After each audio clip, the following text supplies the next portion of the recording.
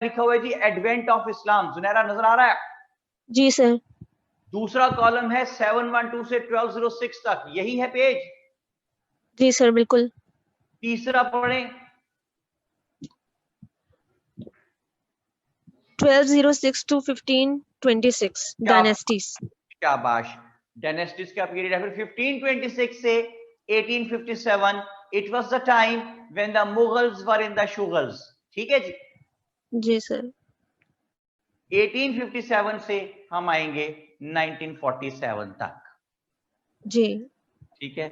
अशरफ शाह जी कहते हैं कि ideology in historical perspective is not there. बेटे ये पेज दे पहुंचो ना अशरफ जी, जो बोल रहे हैं हम पढ़ रहे हैं जी। बेटा पेज नंबर बताओ कौन सा है? Page 4। Page 4। Ashraf Shah ji page 4 है बेटा, सब सुन ले, नोमान सुन ले। पेज 4 पे पहुंचे, जो हॉरिजॉन्टल है, जिसके ऊपर लिखा हुआ है ideology of Pakistan in historical perspective. तो सबसे पहला स्टेप ये कि हमें पता हो टॉपिक क्या पढ़ रहे हैं। तो टॉपिक है ideology of Pakistan in historical perspective. दूसरा स्टेप, उसके अंदर उसका ब्रेकअप करें तो कितनी चीजें उसके अंदर मौजूद हैं। तीसरा स्टेप कि हम कहां से चले और कहां तक पहुंचे। ठीक है जी। और चौथा स्टेप ये है कि जब हम ये पढ़ लें तो फिर हम ये देखें कि whenever the questions have been asked on these particular topics, so in which way those have been asked, or whether we have become in a position to attempt those or not. कहानी खत्म। ये 4 step total हैं। फिर हमें ये command होनी चाहिए। I repeat these 4 steps. सबसे पहले सिलेबस का टॉपिक पता हो कौन सा पढ़ने लगे हैं। फिर उसका ब्रेकअप पता हो, कहां से शुरू होता है कहां तक जाता है। 2, तीसरा हमें पता हो कि हम कहां से चले हैं, कहां तक पहुंच गए हैं। और चौथा, जब सारा पढ़ लिया है तो whenever the questions have been asked from these particular topics in the exam, तो in which way those have been asked। ठीक है जी। तो ये जब कर लें फिर हमें आगे कमांड का स्टेप आता है। वो क्या है? कितने पेजेस पे क्वेश्चन सॉल्व करना है, कितने टाइम में क्वेश्चन सॉल्व करना है, कौन कौन सी हेडिंग्स देनी है, ये सब कुछ मैं आपको बताता हुआ चलूंगा। लेकिन 1-2 लेक्चर जरा सा मैं आज कुछ चीजें आप तक कम्युनिकेट करने में कामयाब हो जाऊं, फिर इस पे बात करते हैं। हाँ जी, जुनैरा मौजूद है? जी सर। ओके। तो जनाब कुछ लोग कहते हैं जी पेज 5 है जी, कुछ कहते हैं पेज 4 है। पता नहीं आखिर आपको पेज 4 है या 5 है या 3 है यार, ऊपर लिखा हुआ तो नजर आ रहा है ना भाई।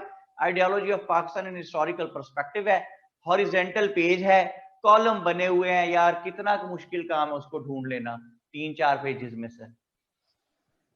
लेकिन बस हमारा तो काम है शोर मचाना।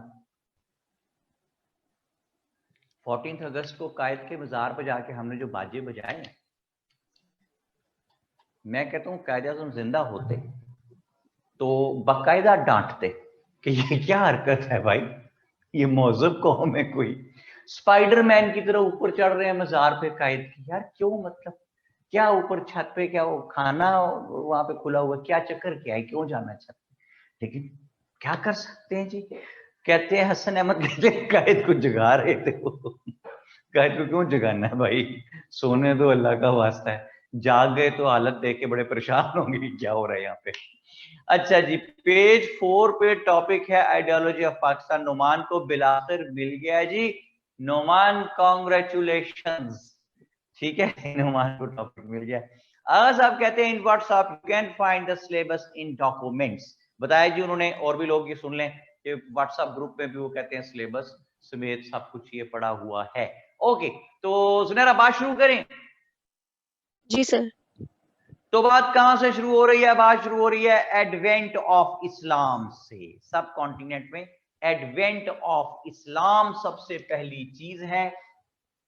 Advent of Islam.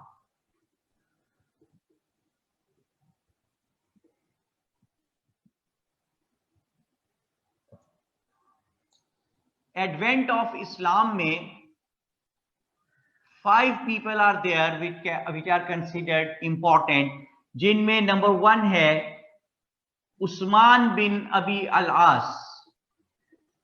Usman bin अबी अल आस।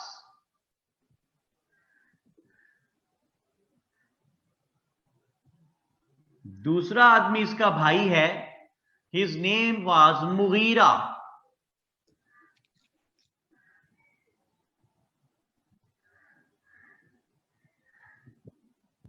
तीसरा आदमी है मुहल्लब बिन सगीरा।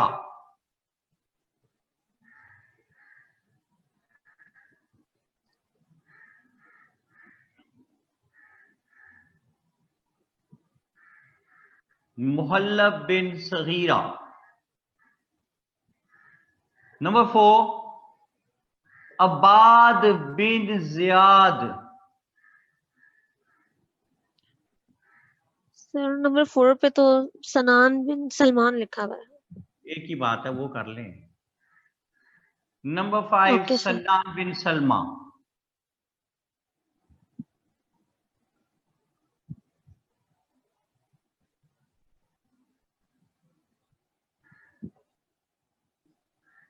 फिर हम जाएंगे 712 से 1206 तक।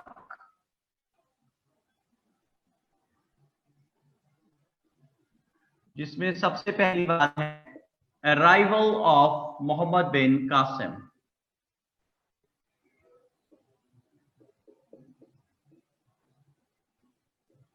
Arrival of Muhammad bin Qasim. दूसरी चीज है इसमें impacts of the policies of Muhammad bin Qasim. impacts of the policies। यार मार्कर एक है वो कम चल रहा है भाई, मार्कर दूसरा दो dark. impacts of the policies of Muhammad bin Qasim.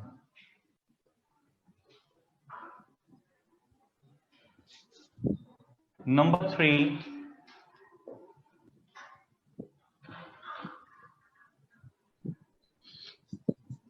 invasions of Sultan Mahmood Ghaznavi.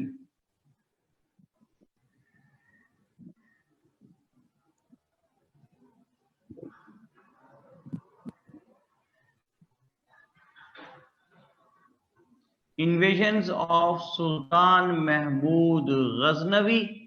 और एक चीज इसके अंदर और है जी, last invasion of Shahabuddin Ghauri.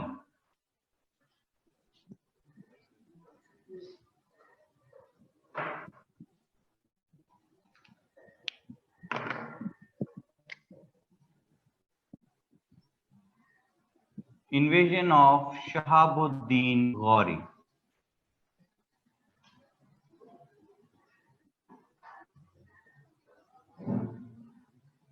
ये गुड मॉर्निंग बोर्ड पे किसने लिख दिया भाई? पहले जगह हमारे पास कम है, वो काम के ऊपर आपने गुड मॉर्निंग भी लिख दिया। गुड मॉर्निंग बना भी दो, साथ फूल भी बना दे भाई।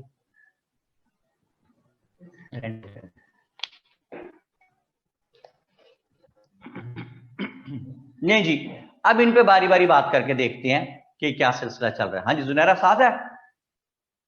जी सर। ओके, सबसे पहली बात है एडवेंट ऑफ इस्लाम। तो एडवेंट ऑफ इस्लाम में सबसे पहले हमने लिखा है उस्मान बिन अबी अल आस। तो सबसे उससे भी ज्यादा जरूरी गौर करना है कि व्हाई दिस एरिया ऑफ सब कॉन्टिनेंट। देखें जी, बोर्ड नजर आ रहा है आपको जुनैरा समहाउ? सर एक्चुअली मैं मोबाइल यूज कर रही हूँ तो मैं एक ही इस पर नोट्स जो है वो सामने है। ओके ओके ओके, अच्छा जी, ये मैंने बनाया जनाब पाकिस्तान का मैप, और ये मैंने साथ उसके बनाया गंदा इंडिया, और ये मैंने बनाया बंगाल। तो अब नोट्स आप मेरे बेटे कर दें साइड पे, बोर्ड को सामने ले आओ, पिक्चर को ले आओ, वीडियो को, ताकि आप देख सकें जी सर, देख रही बन हूँ। रहा है। ये जो एरिया मैं डॉटेड कर रहा हूं सारा, हाँ जी जुनैरा आ रहा है? जी सर। जुनैरा ये जो डॉटेड एरिया बनाया है ये क्या है?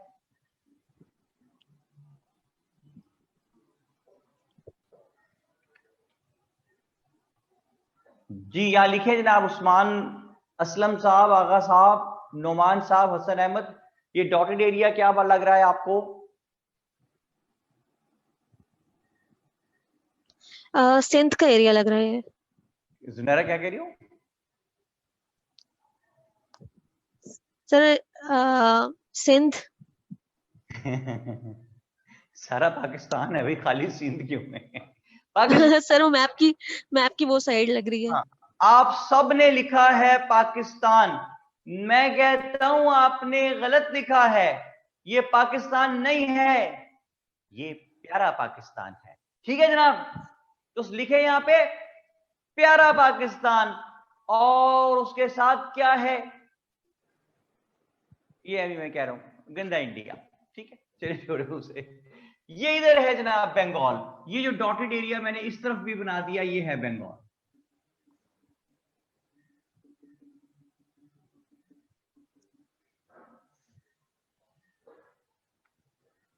लवली पाकिस्तान, उस्मान असलम कहते हैं शाबाश, वेरी गुड। और मोहम्मद अमीर, अच्छा मिला के लफ्ज लिखा हुआ, स्पेस नहीं है, नाम मुश्किल पढ़ने हुए बेटा, मुझे मुश्किल हुई। मोहम्मद अमीर साहब है, वो कहते हैं प्यारा पाकिस्तान, वेल डन जी, very well said, I agree, प्यारा पाकिस्तान। अच्छा जी, ये है पाकिस्तान। अच्छा, पाकिस्तान के साथ है ये जो कंट्री है, ये है अफगानिस्तान है। ठीक है जी, अफगानिस्तान के साथ यहां जाके आ जाता है ईरान, ईरान के साथ आ जाता है यहां इराक, और इराक के साथ ही आ जाता है सऊदी अरेबिया। हाँ जी, मैप जरा समझ आ रहा है आपको बोर्ड पे? Yes no? Back and forth discussion with Zunaira keeps disrupting the video. Is it possible to take the discussion the chat box only? नहीं जी, मायरा आसिफ कहती हैं कि जो डिस्कशन जब किसी से हो रही होती है तो वीडियो डिस्टर्ब होती है उससे। पहली बात तो ये कि बेटे I don't agree with it कि वो होता है ऐसा, हालांकि नहीं होना चाहिए। और वीडियो क्या करें, वीडियो पिन कर लें जी, आपको एडमिन कह रहे हैं, उससे नहीं होगी। दूसरी बात ये कि भाई ये तो ऑनलाइन क्लास है, एक तो पहले ही मैं यहाँ पे अंधों की तरह खड़ा हुआ हूँ नजर नहीं आ रहा सामने कुछ, सिर्फ स्क्रीन है। तो दूसरा जो एक बच्चे से बात किसी एक से मैं सारा वक्त जरूर करता रहता हूँ बदल बदल के स्टूडेंट्स, ताकि जरा सा मुझे पता तो चलता रहे क्लास को बात मेरी समझ आ रही है भाई। अगर चैट पे खाली रहूं तो मैं वो पढ़ता रहूं कि पढ़ाऊं, लेक्चर दूं। ठीक है, इसलिए मैं कह रहा हूं कि जरा सा मुश्किल। सैयद अहमद भी कहते हैं कि मायरा अगर आप वीडियो को पिन कर लें तो फिर आपको डिस्टरबेंस नहीं होगी, और you can pin the video of sir only, वो कह रहे हैं जी, बिल्कुल ठीक है। नोमान कहते हैं very good sir, love you too, thank you very much. Okay जी, ये आ गया प्यारा पाकिस्तान, ये है अफगानिस्तान, ये इराक, और ये सऊदी अरेबिया। अच्छा जी, अब बात यह है कि ये जो सऊदी अरेबिया है, यहां से इस्लाम स्टार्ट हुआ था, अगर आपको याद हो, ये बिगनिंग है हमारी इस्लाम की, original place of origin. Even in the time of Pius Caliphs, even in the time of second Pius Caliph, Hazrat Umar Farooq, they all people were having great interest in this region of subcontinent. Why they were having a great interest in this region? Because they wanted to communicate the message of Allah and His Messenger sallallahu alaihi wasallam to the maximum number of human beings. ज्यादा से ज्यादा इंसानों तक अल्लाह का पैगाम पहुंचाना चाहते थे। And this area, India, Pakistan, Bangladesh, it has always been one of the most populous regions of the world. हमेशा से यहाँ पे पॉपुलेशन बहुत ज्यादा थी, तो इसलिए वो चाहते थे कि यहाँ पे किसी तरह एक्सेस हमारा बने इस एरिया पे, सो दैट कि अल्लाह का पैगाम जो है ज्यादा से ज्यादा लोगों तक पहुंचाया जाए। In this regard, we see that in the time of second Pius Caliph, Hazrat Umar Farooq radhiyallahu ta'ala anhu, we see that a person whose name was Usman bin Abi al-As, who was the governor of Bahrain, Bahrain का governor है जी उस्मान बिन नबी अल-आस, जो पहले पाई का नाम आपके पास लिखा हुआ है, गवर्नर ऑफ बहरीन है ये। जुनैरा है साथ? जी सर। गवर्नर ऑफ बहरीन है जी ये। कौन? उस्मान बिन अबी अल-आस। इसके साथ इसका भाई था Mughira. They both attack the coastal areas of सब कॉन्टिनेंट, और जिन दो एरियाज पे उन्होंने अटैक किया उनका नाम था थाना एंड भरोच, THANA, थाना एंड भरोच। थाना भाई ये इलाके का नाम है, अल्लाह माफ करे, पंजाब पुलिस वाला थाना ना समझ लेना, वहां पे अटैक करके मरना किसी ने, मारेंगे पकड़ के। अच्छा जी, तो थाना और भरोच जो है, these were the two areas where these gentlemen attacked Usman bin Abi al-As and his brother Mughira. फिर 644 AD में, ये देखिए 644 AD, मुहल्लब बिन सगीरा जो है 644 AD में he attacked few coastal areas of subcontinent as well। लेकिन फिर वक्ती तौर पे हजरत उमर फारूक रज़ियल्लाहु ताला अन्हा ने मना फरमाया कि अभी आप यहाँ पे अटैक ना करो। उसकी सर्टेन रीजन थी। रीजन ये थी कि एक तो यहाँ पे food and water deficient area था, पानी और खुराक की किल्लत थी, तो अगर आके यहाँ कब्जा कर लेते तो उसके बाद पानी और खुराक की किल्लत का सामना करना पड़ता बहुत से मुस्लिम्स को जो यहाँ आते। और अगर थोड़े लोग भेजते थे कब्जा करने के लिए तो यहाँ पे डैकवर्ड्स जो हैं they were really very strong and organised, तो बहुत से मुसलमान शहीद हो जाते थे, इसलिए वक्ती तौर पर उन्होंने मना फरमाया। Then we see in the time of Hazrat Ali that a person whose name was Abbad bin Ziyad, he captured the area of Kech, and Sannan bin Salma captured the area of Makran। ये जी सन्नान bin Salma जिसने मकरान के एरिए पे कब्जा कर लिया, और अब्बाद बिन जियाद जिसने केच के एरिए पे कब्जा कर लिया। सन्नान बिन सलमा और अब्बाद बिन जियाद ने ना सिर्फ इन इलाकों पे कब्जा कर लिया, but they managed to allocate their Muslim warriors, those who came with them, as the governors of these regions as well। यहां तक कहानी समझ आ गई सुनहरा? Yes sir. मोहम्मद कासिम का भी मैंने कुछ जिक्र किया नहीं, लेकिन इस्लाम तो आ चुका। सो एक मिसकॉन्सेप्शन जो है that is required to be shun out के Islam was introduced here in subcontinent by Muhammad bin Qasim. Not at all. Islam was introduced here by these great Muslim warriors। Yes, Muhammad bin Qasim was the one who managed to spread Islam successfully here in subcontinent, but whereas the introduction of Islam is concerned, it had already been introduced by the courtesy of these valuable, distinguished people: Usman bin Abi Alas, Mughira, Muhallab bin Saghira, Sannan bin Salma and Abbad bin Ziyad। ओ कोई बात समझ में आती है भाई? Yes sir. सुनहरा नाश्ता किया? No sir. हाय नो सर, तभी तो आवाज नहीं आ रही है। No sir. नहीं सर, वो मैं नोट्स लिख रही। नोट्स लिख रही। नाश्ता कितना करती है सुनहरा? सर आई पराठे खाते हो क्या? नहीं पराठे खाती हूँ सर। कितने? एक पराठे से क्या होता है? आप लाहौर की रहने वाली है सुनहरा? जी सर। एक पराठे से क्या बनता है? 4 5 3 पराठे, पता चले। अच्छा जी, तो मैं क्या कह रहा हूँ, मायरा क्या कहती है? वो कहती है मारिया, सॉरी मारिया रेशम, वो कहती हैं Usman bin Abi Alas and Sagira attack during caliph Umar's time. Yes, कहाँ गया भाई चैट ग्रुप? अच्छा जी, कहाँ गया? Caliph Umar's time. Yes, and Abbad bin Ziyad and Sinan bin Salma attack during caliph Ali's time. जी बिल्कुल बिल्कुल सही कह रही है बेटे आप। हसन अहमद आ गए हैं, कहते हैं एक पराठा 4 नान। वाह जी वाह, ये आया ना शहजादा, लाहौर का शहजादा या गुजरांवाला का कम से कम। क्यों भी हसन कहाँ का है? मारिया रेशम ऐसे कहती हैं जस्ट टू कंफर्म। बिल्कुल बेटे, इट इज कंफर्म। ओके जी, तो सुनहरा यहां तक बात पहुंची। सुनहरा थक सोने के बोल बोल के? No sir. पक्की बात है? जी सर, पक्की बात है। ग्रेट। मैं ये कहता हूं कि चीजों को याद करना नहीं है, याद रखना है। ठीक है जी। और हसन अहमद साहब कहते हैं he belongs to यूकेसी। UKC। Junaira, इसका क्या मतलब है? ये कौन सा एरिया है पाकिस्तान का? UKC? हाँ जी, यूनाइटेड किंगडम ऑफ चकवाल। ठीक है, मैंने ऐसे ही नाम रखे हुए हैं। USM, यूनाइटेड स्टेट्स ऑफ मुरीद के। ठीक है भाई, हमने अपने एरियाज का नाम बड़े बड़े करके लेंगे ना, हम खुद अपने एरियाज की इज्जत करेंगे तो बनेगी ना। But this is for Lahoris, United Kingdom of Chakwal कहता है ये Chakwal sir, but this is for Lahoris, खाने पीने वाला। हाँ बिल्कुल बिल्कुल बिल्कुल सही कहते हैं आप हसन, हमारा काम ही लाहौर के लोगों का ना। हमारे 2 शौक हैं, एक तो तरह तरह के खाने खाना, ठीक है, 3 शौक मेन लाहौर जो मशहूर है, हमारा काम है, मैं लाहौर करने वाला हूँ।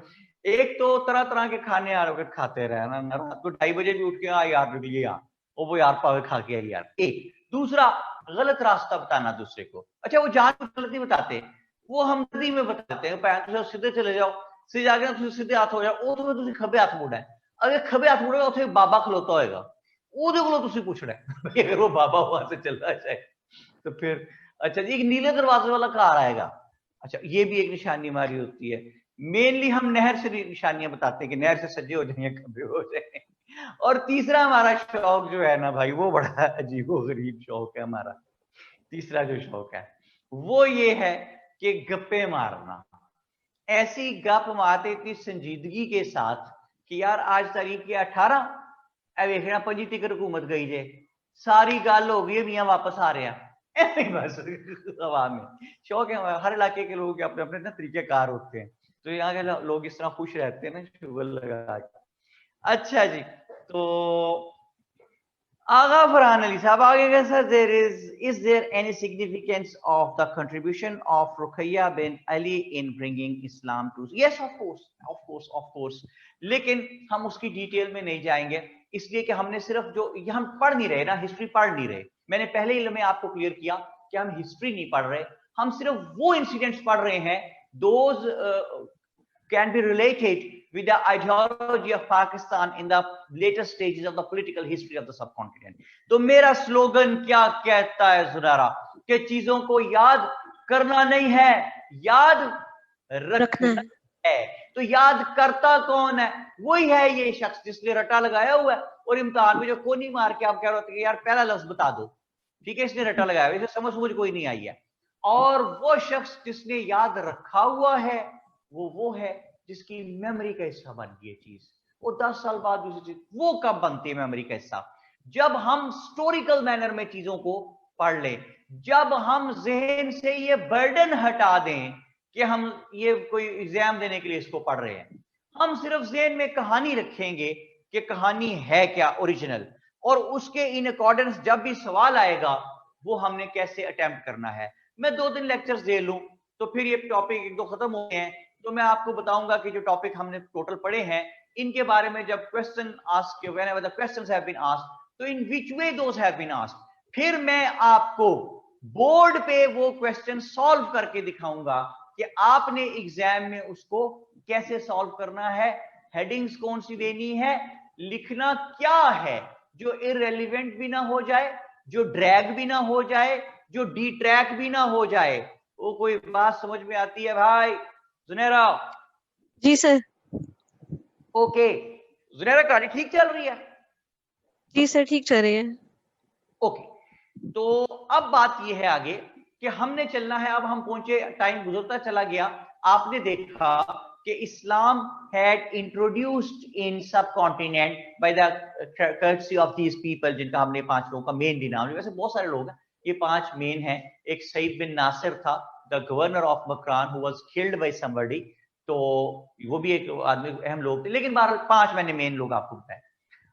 अब बात पहुंची 712 तक। हुआ ये कि ये जो इंडिया है, इंडिया के साउथ ईस्ट में एक छोटा सा आइलैंड है जिसका नाम है श्रीलंका। उस जमाने में इसको सीलोन कहते थे, पहले इसको CEYLON, सीलोन। सीलोन में फ्यू अरब्स जो थे, हम लोग मुस्लिम्स जो थे अरब के, they were very very good at trade, and for trade purposes they had gone to the distant places, दूर दराज के एरियाज में पहुंचे होते थे। इसी सिलसिले में ये सीलोन भी पहुंचे हुए थे, श्रीलंका। तो वहां पे जो अरब मर्चेंट्स जाते थे वो ना सिर्फ अपना ट्रेड का काम करते थे बल्कि साथ वो इस्लाम की प्रीचिंग भी करते थे, and due to that particular reason कुछ लोगों ने वहां इस्लाम कबूल भी कर लिया हुआ था, and they married the local women.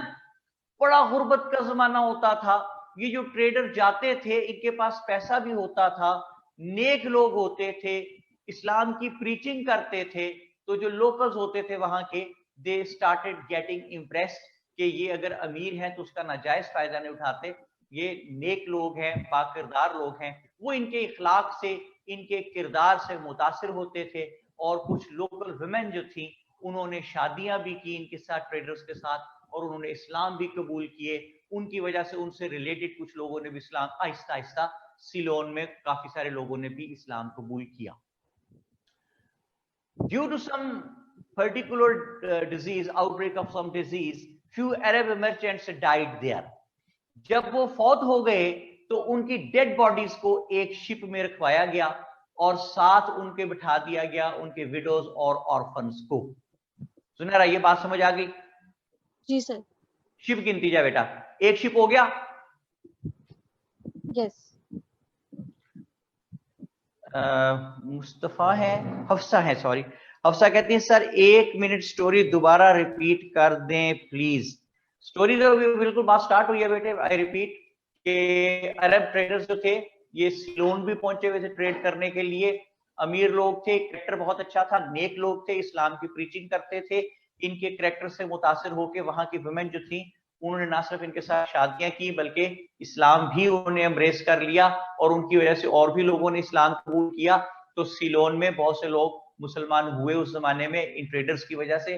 और फिर ये हुआ कि due to outbreak of some disease कुछ अरब मर्चेंट्स वहां फौत हो गए। उनकी डेड बॉडीज को, ऑर्फन्स को और विडोज को एक शिप में रखवाया। किसने? किंग ऑफ सीलोन ने। दूसरे शिप में किंग ऑफ सीलोन ने रखवाए प्रीशियस गिफ्ट्स। ये प्रीशियस गिफ्ट्स किसके लिए हैं? सुने, ये जो ट्रेडर्स थे दे बिलोंग्ड टू इराक। ये जो एरिया में लाइनिंग वाला बना रहा हूं जी, इराक से बिलोंग करते थे जी ये। तो उस जमाने में इराक का जो गवर्नर था उसका नाम था हज्जाज बिन यूसुफ।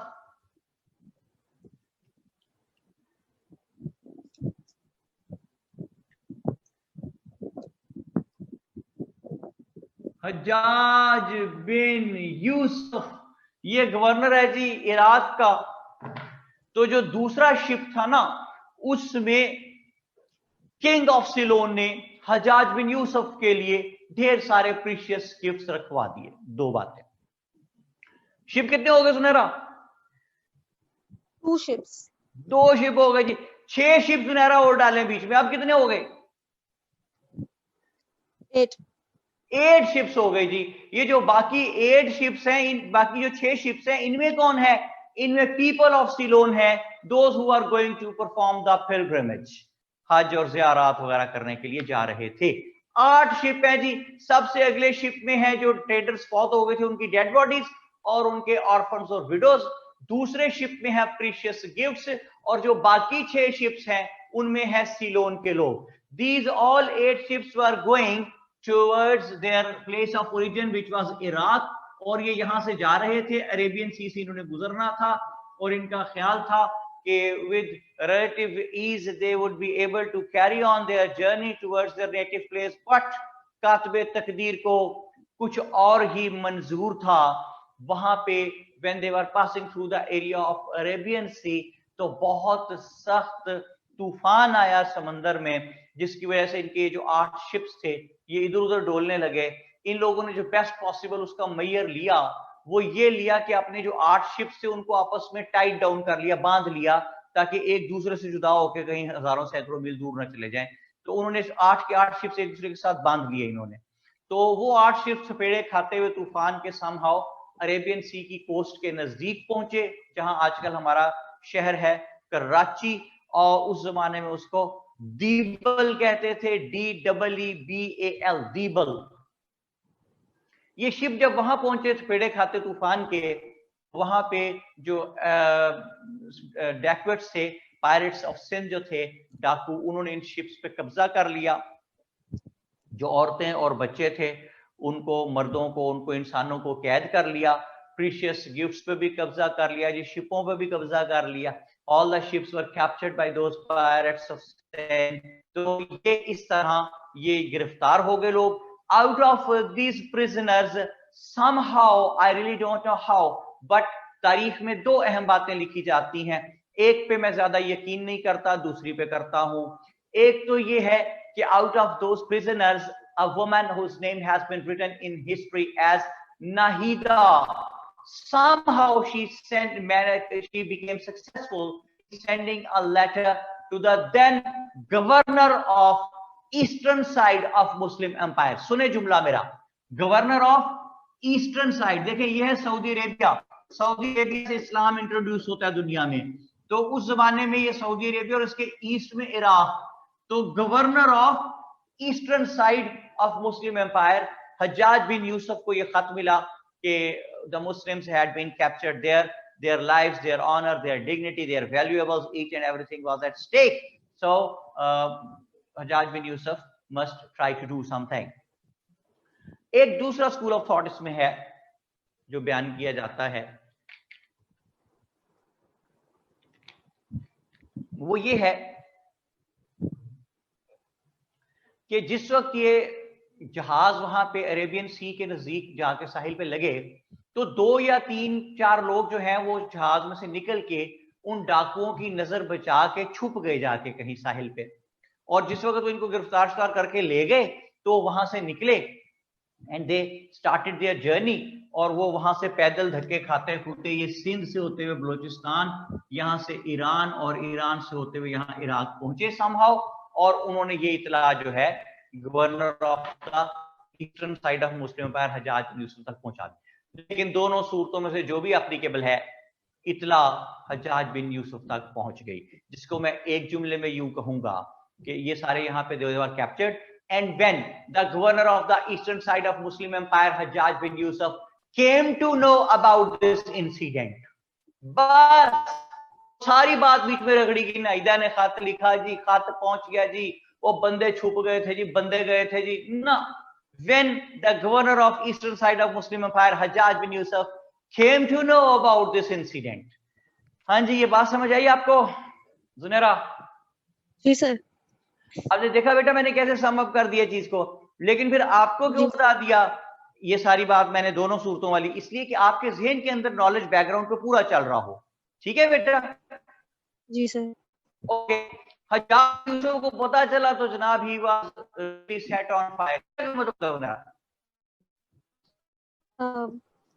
उनको जलाल आ गया. वेरी वेल सेड, शाबाश.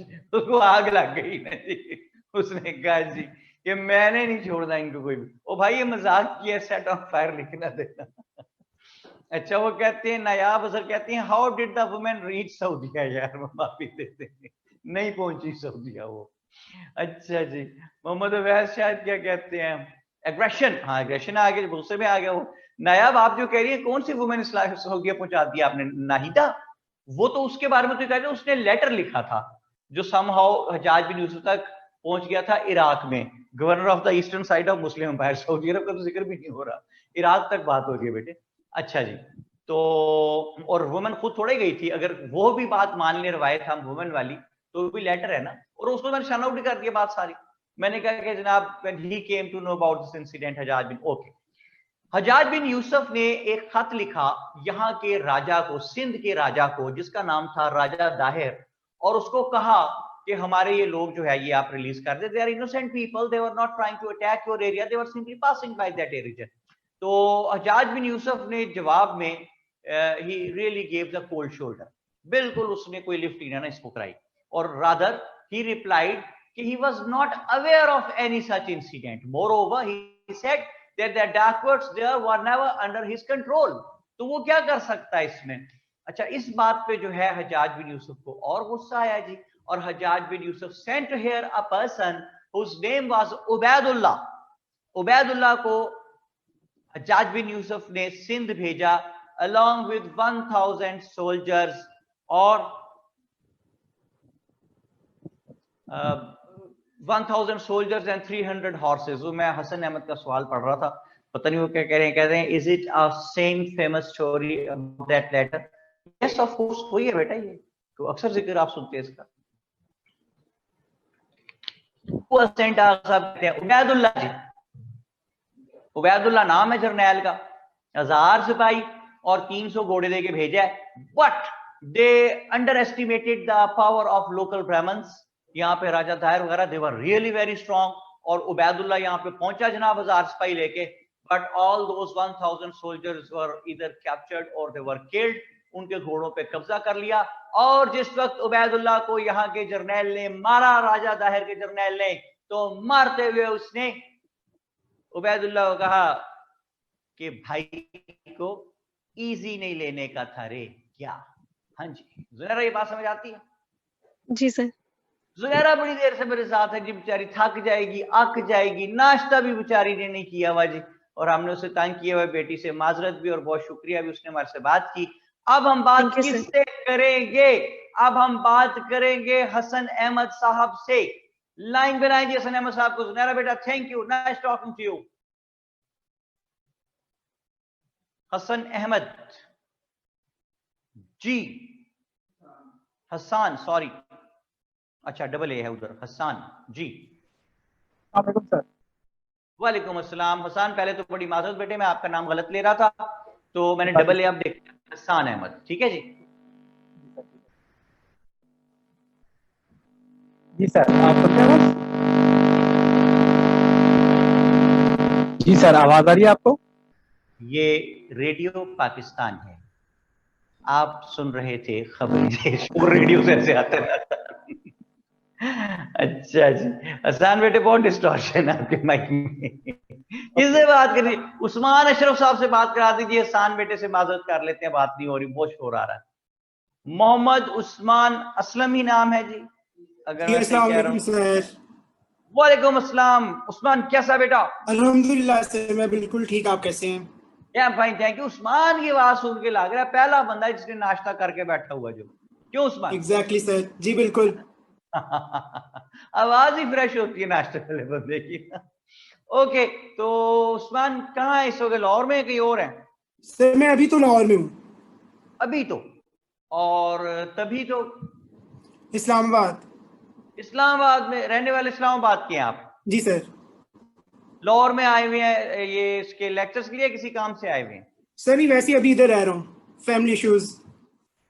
अच्छा, फैमिली इश्यूज कह रहे हैं? Sort of. चले, मतलब लाहौर में रह रहे हैं ना आप? जी सर बिल्कुल। रास्ता तो नहीं किसी से पूछा कहीं का? नहीं सर, मैं जानता हूँ लाहौर को बहुत खूब। मैं क्या रास्ता पूछेगा ना, तुझे इधर उधर कब बताएंगे लाहौर के लोग। अच्छा जी, तो क्या बात हो गई भाई? उस्मान साहब, यहां तक कहानी समझ आ रही है आपको सारी? जी बिल्कुल सर। उबैदुल्लाह को मारते हुए क्या कहा उसने? कि हमें नहीं पता कि आपके जो बंदे हैं वो किधर हैं। उबैदुल्लाह को जब मारा तो उसको मारते हुए कहा लोकल ब्राह्मण्स ने कि भाई को इजी नहीं लेना था यार, ऑलराइट। हल्का। अमीर हमजा कहते हैं हल्का नहीं लेने का था। अच्छा, अब समझ आ गई आपको उस्मान? जी सर। ओके, अच्छा जी, उबैदुल्लाह मारा गया और 300 घोड़ों पे कब्जा भी कर लिया, 1000 सिपाही मार दिए। When Hajjaj bin Yusuf came to know about this unfortunate incident कि मेरे 1000 सिपाही मारे गए, 300 घोड़ों पे कब्जा हो गया, तो हज्जाज बिन यूसुफ को बड़ा गुस्सा आया। उसने कहा चलो सिपाही तो आते जाते रहते हैं, वो मेरे 300 घोड़ों पे भी कब्जा कर लिया, तो उसको बड़ा ज्यादा जो है वो गुस्सा चढ़ गया। फिर उसने यहां भेजा मोहम्मद बिन कासिम को, a brave young Muslim general who had already proved his worth as a great warrior, as he had come back after a successful expedition from Persia in those days. और 17 साल का था जी, दामाद भी था वो हज्जाज बिन यूसुफ का, हज्जाज बिन यूसुफ का भतीजा भी था, तो उसने यहाँ पे इसको भेजा और जनाब उसको, अच्छा एक सेकंड, हसान को क्या कहते हैं? Okay, I think fan at back side, sorry for interruption in voice after some time, take me on call. Okay Hasaan बेटा, जरूर, वाई नॉट। थोड़ी देर बाद हम एडमन याद रखें कि थोड़ी देर बाद हमने हसान साहब को दोबारा कॉल पे लेना, वो कह रहे हैं फैन चल रहा था उसकी वजह से डिस्टॉर्शन हो रही थी। अच्छा जी, तो उस्मान कहां तक बात पहुंची? सर हज्जाज बिन यूसुफ ने मोहम्मद बिन कासिम को भेजा था और वो 17 ईयर के थे और उनके दामाद भी थे। इन लॉ भी था, जो उसका नेफ्यू भी था, वो जनाब अली यहाँ पे पहुंच गया। मोहम्मद बिन कासिम विद 6000 आर्मी वो यहाँ पे आया है। अच्छा जी, लोग कहते हैं when Muhammad bin Qasim appeared before Dibble in 711 AD, he was 17 years old. अच्छा, मौलवी वहीदुद्दीन दौरे हाजिर के रिसर्चर हैं, हिस्टोरियन हैं, he belongs to India. मौलवी वहीदुद्दीन साहब का ख्याल है कि ये मोहम्मद बिन Qasim was not 17 when he came here, rather he was 27 years old. अच्छा, कुछ कहते हैं 17 साल का था, कुछ कहते हैं 27 साल का था। मैं कहता हूँ यार हमने रिश्ता देना है, वो जितने भी साल का था हमें क्या, बस he was a young warrior who came here. Usman, बात समझ आ रही है? जी सर। अच्छा जी, उस्मान आप करते क्या हैं? सर अभी तो सीएसएस की तैयारी कर रहा हूँ, भी शुरू की है। उससे पहले मैंने बैचलर्स किया मीडिया कम्युनिकेशन में। मीडिया कम्युनिकेशन में? जी सर। जी, तायरा खान है, कहती है जी विच मौलवी, रिपीट नेम। मौलवी हमीदुद्दीन। वहीद, डब्ल्यू से वहीदुद्दीन। मौलवी साहब ही लिख देता है बंदा, तायरा विच मौलवी, मौलवी साहब। अच्छा जी, मौलवी साहब है, वहीदुद्दीन साहब हैं जी। अच्छा जी, तो Muhammad bin Qasim when he came here, तो उसने अकलमंदी है, he was a great general. Muhammad bin Qasim was in fact बड़ा इंटेलिजेंट लड़का था। मोहम्मद बिन कासिम ने यहां आके बकायदा पहले रैकी की कि how he could manage to defeat the local Brahmins. जब उसने रैकी की, बंदे अंदर भेज दिए, वो 2-4 दिन में बंदे अंदर घूम फिर के वापस आए और आगे उन्होंने बताया कि मोहम्मद बिन कासिम साहब, you would not be able to defeat the locals because they were really very very strong. बहुत बड़ी फौज है इनके पास, हजारों लाखों की तादाद में, असला बहुत ज्यादा है उस जमाने के मुताबिक, तीर तलवार सवार, और आप इनको मार नहीं सकते और इनको आप शिकस्त ऐसे नहीं। लेकिन एक वीकनेस है इनकी, और वो वीकनेस क्या है? वो वीकनेस है इनकी, क्या कहते हैं उसको, तवहम परस्ती को, सुपरस्टिशियसनेस। सुपरस्टिशियस है बहुत, तो मतलब डरते हैं बहुत मुख्तलिफ चीजों पे। कहीं घर से जाने के लिए काली बिल्ली आगे से गुजरे वापस चले जाते हैं। तो उस्मान क्या मतलब लेते हैं इसका, काली बिल्ली आगे से जा रही है तो? सब बैड सर, वो सही कह रहे हैं, सर पता नहीं अशुभ सर। समझते हैं, बैड ओमन समझते हैं कि आगे से गुजर गई है तो रास्ता खराब हो जाएगा, बिल्ली जा रही है तो। हालांकि बैड लक समझते हैं। हालांकि मेरा ख्याल इसमें यह है कि मेरा मतलब यह है कि काली बिल्ली भी कहीं जा रही है, उसे वो काम होगा, काली बिल्ली वेरी तो नहीं होती ना उस्मान जी, वो कहीं जा रही होगी यार अपने काम से, बेचारी जाने से उसको, काली बिल्ली को, ठीक है। लेकिन वो समझते थे काली बिल्ली आगे से गुजरी तो आज का दिन खराब हो जाएगा जी। तो वापस इस कदर तवहम परस्त थे, इस कदर सुपरस्टिशियस थे, बैकवर्ड थे मेंटली। मोहम्मद बिन कासिम ने उनकी इस बैकवर्डनेस से फायदा उठाने का सोचा और उसको ये बताया गया मोहम्मद बिन कासिम को कि साहिल पे आप खड़े हैं, आपको क्या गम, ठीक है, आप यहां खड़े रहें थोड़ी देर। उस्मान, ये बात समझ में आ रही है आपको? जी सर। क्या मतलब इस बात का? सर उन्हें वेट करने के लिए कहा था, क्योंकि उन्होंने बंदे भेजे थे अंदर उनकी इंफॉर्मेशन लेने के लिए कि इनको किस तरह डिफीट किया जा सके। तो उनको ये पता चला कि ये सुपरस्टिशन है, तो उन्हें भी वेट करने के लिए कहा गया था मोहम्मद बिन कासिम को। हाँ जी, वो साहिल पे खड़े थे। साहिल पे एक मंदिर था राजा दाहिर का। वो मंदिर क्या था? वो एक फोर्ट था, एक तरह का किला था, बहुत ऊंचा था, बहुत ऊंचा था। उसके अंदर हजारों की तादाद में फौज मौजूद थी, किले में दरवाजे बंद थे और किले के ऊपर एक सुर्ख रंग का झंडा लहरा रहा था। मोहम्मद बिन कासिम वाज टोल्ड कि अगर आप ये सुर्ख झंडा गिरा दें किसी तरह, तो इनका ईमान है कि जब तक ये सुर्ख झंडा जो है ये लहरा रहा है, nobody would be able to defeat them unless this red flag is being hoisted successfully here. हमें कोई हरा नहीं सकेगा जब तक इसको फ्लैग को कोई यहां से गिरा ना दे। इसको वो बहुत अपने लिए बैड फॉर्चून समझेंगे कि फ्लैग गिर गया और उनका हौसला ही खत्म हो जाएगा। अच्छा, तो टास्क वाज दिस कि फ्लैग गिरा दिया जाए। उस्मान, ठीक है बात? Right sir. अब फ्लैग गिराया कैसे जाए? बाहर से आप ऊपर जा नहीं सकते, स्पाइडरमैन तो नहीं है कि कायद के मजार पे चढ़ जाएंगे हम। उस जमाने में इतने काबिल लोग थोड़ा ही थे कोई, ठीक है। तो अंदर जाएं तो अंदर फौज है, तो गिराएं कैसे? तो ऑलवेज रिमेंबर माई सेंटेंसेस कि यू कैन नॉट शन out science from the proceedings. Science is the miracle of all times. तो whosoever is scientifically advanced, he is having an edge over the others। तो इनके पास एक चीज थी मंजनीक, आज cannon, आजकल के दौर की कैनन समझ लें आप उसको।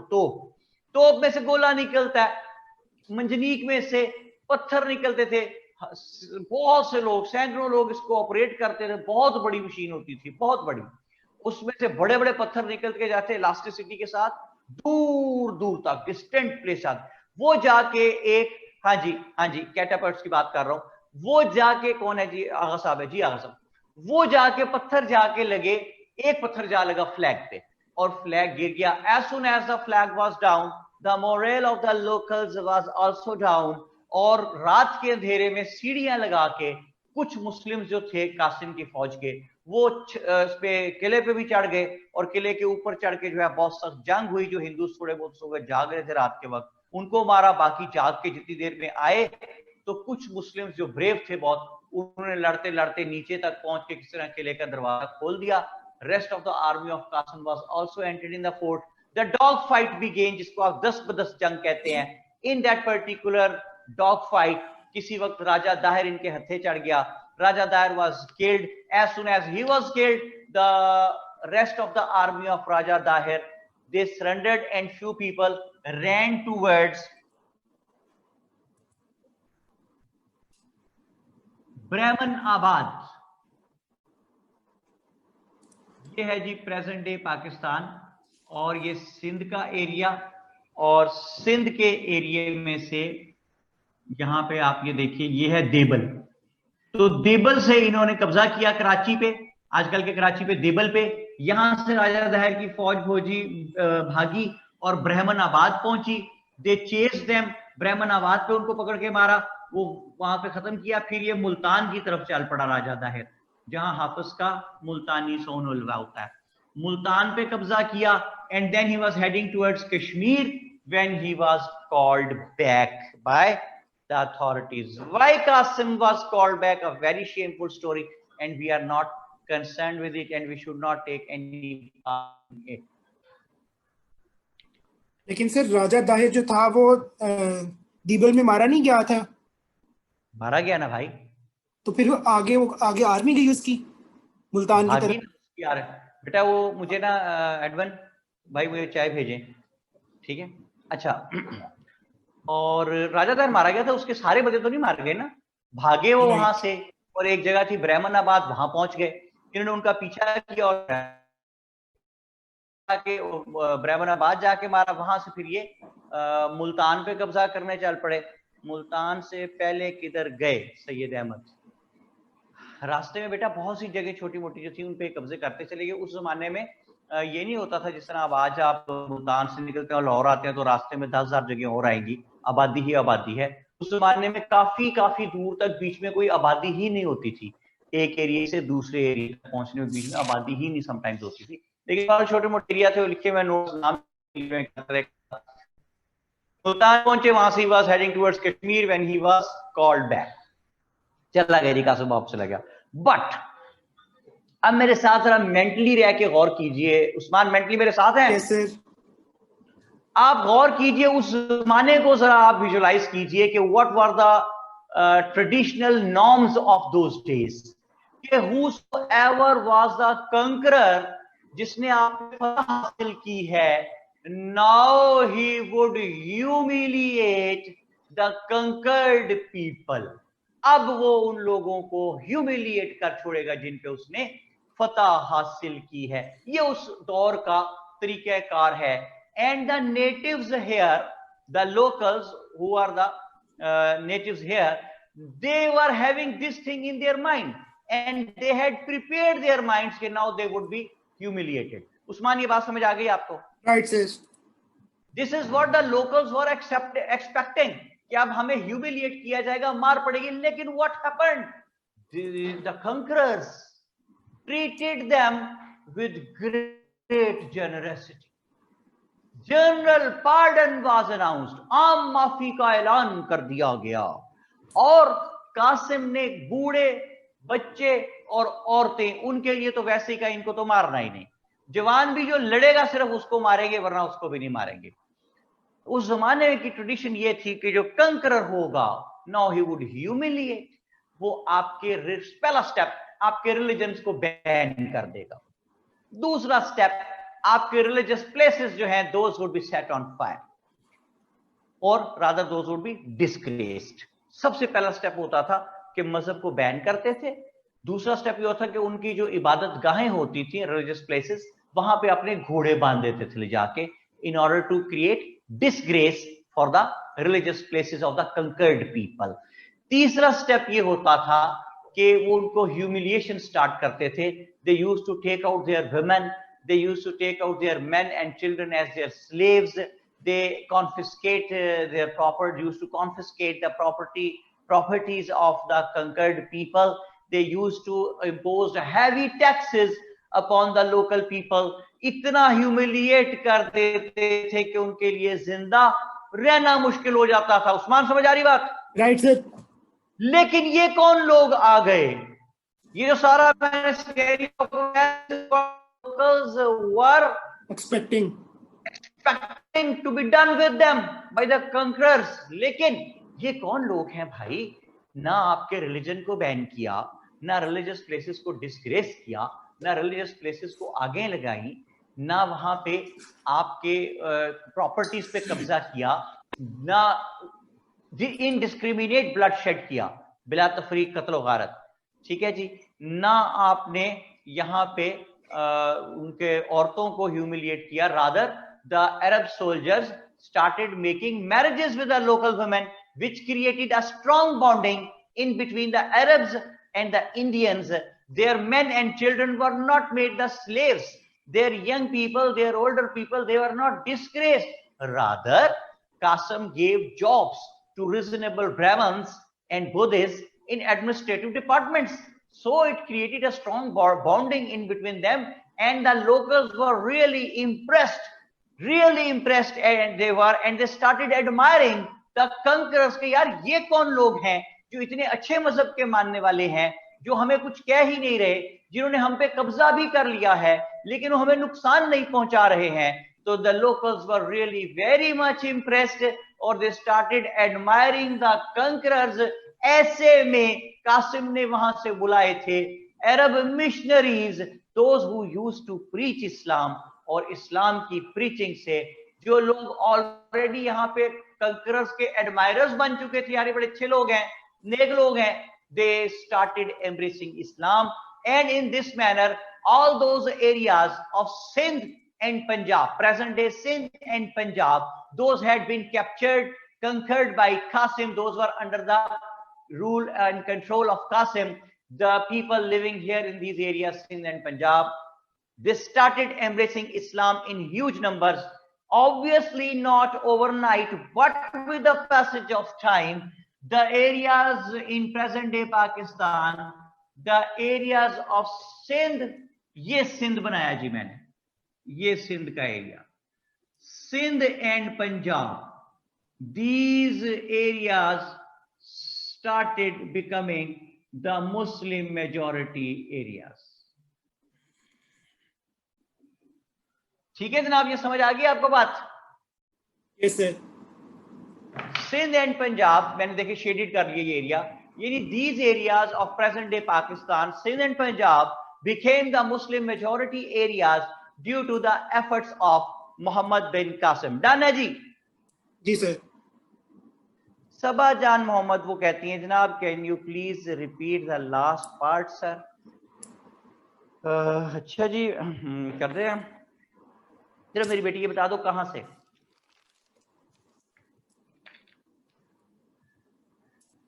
सर लास्ट पार्ट तो यही बनता है कि जो मुस्लिम अरब थे वो शादियां करना शुरू हो गए थे, आर्मी ने शादियां की और उनके साथ अच्छा सलूक किया। यानी आप पॉजिटिव बात भी नेगेटिव तरीके से बता रहे हैं, शादियां करनी शुरू हो गए थे भाई। The Arab soldiers gave respect to the local women and started making marriages with them, and which created a strong bonding between Arabs and the Indians. शादियां करनी शुरू हो गई, ऐसे इस तरह लड़ाई होगी तुझसे। अच्छा जी, सबा कह रही जी अरेबियन मिशनरीज वाला। हाँ जी, अरब मिशनरीज यहाँ पे आ गए, उन्होंने इस्लाम की प्रीचिंग की। और सबा जो लोग लोकल्स जो थे, those who had already become the admirers of the conquerors, के यार ये बड़े नेक लोग हैं, बड़े अच्छे लोग हैं, इन्होंने फतह हासिल करके भी हमें ह्यूमिलिएट नहीं किया, रिस्पेक्ट दी, कत्ल नहीं किया, तो वो पहले इनके जनाब फैन हुए थे। तो जिस वक्त प्रीचिंग हुई और पता चला कि ये मजहब इस्लाम के मानने वाले हैं, तो उन्होंने तेजी से इस्लाम को कबूल करना शुरू कर दिया। तो इस तरह आहिस्ता आहिस्ता with the passage of time present day areas of Sindh और पंजाब जो हैं, यहाँ पे इस्लाम फैलता चला गया। जी सबा लिखें अगर ये बात समझ आ गई है तो, बल्कि सबा की तरफ चलते हैं। उस्मान बेटे से लेते हैं जी इजाजत, और thank you very much, nice talking to Usman, God bless you. और बात कराइए जी सबा जान मोहम्मद से।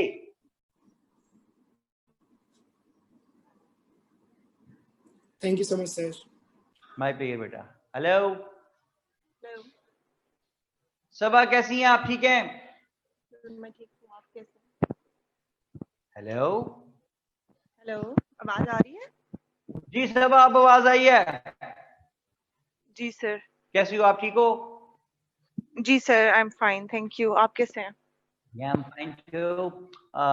सारा इमरान कह रही है राजा दाहिर का सोल्जर्स मोहम्मद बिन कासिम अपने एरिया बाहर निकलने के लिए मुल्तान तक पीछे आए थे। राजा दाहिर का चैप्टर क्लोज हो गया बेटे सारा। राजा दाहिर का चैप्टर जो है वो यहाँ पे क्लोज हो गया था दीबल में। उसकी फौज के कुछ लोग भाग के पहुंच गए थे ब्राह्मणाबाद में, इन्होंने ब्राह्मणाबाद पहुंच के भी उनको मार दिया। और फिर वो तो अलग उसका मिशन है कासिम का कि वो भी कंकर करना चाहता था, वो तो आगे कश्मीर और फिर वहां से आगे इंडिया प्रेजेंट डे जो है वहां पे सारा जाना चाहता था, but he was called back. तो सबा है हमारे साथ। सबा, सिंध और पंजाब पे मुस्लिम मेजोरिटी एरिया बनना इसका कि ये कासिम का क्रेडिट है, ये बात समझ आ गई आपको? जी सर, आ गई समझ। ओके, अब एक पेज पे साइड पे कुछ टाइम पीरियड्स नोट कीजिए। सबसे पहला टाइम पीरियड 712, सॉरी सबसे पहला है एडवेंट का, लिखे साइड पे पेज पे जी। 7, ये एडवेंट ऑफ इस्लाम का। दूसरा है 712 से 715, 3 इयर्स।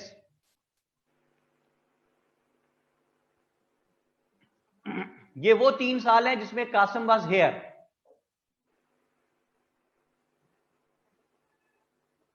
आगे लिखिए 715 से 871, 715 से 871,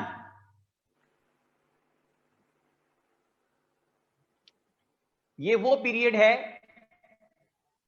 which would be having the impacts of the policies of Qasim, impacts of the policies of Qasim।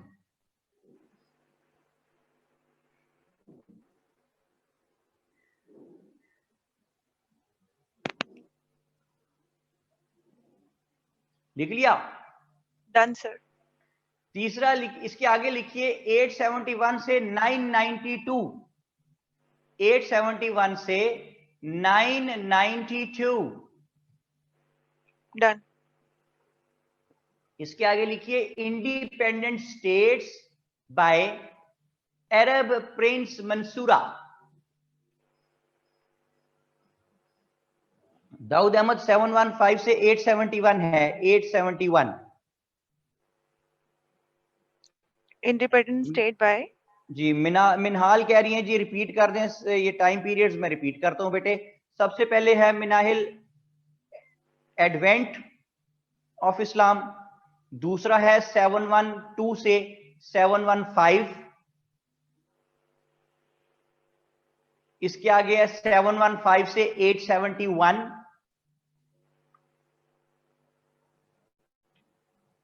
फिर है 871 से 992, अगला टाइम पीरियड है 992 से 1001, 992 से 1001, फिर 1001 से 1027, 1027 तक,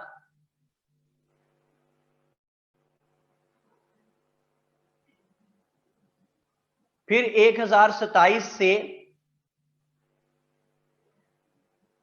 1192 तक,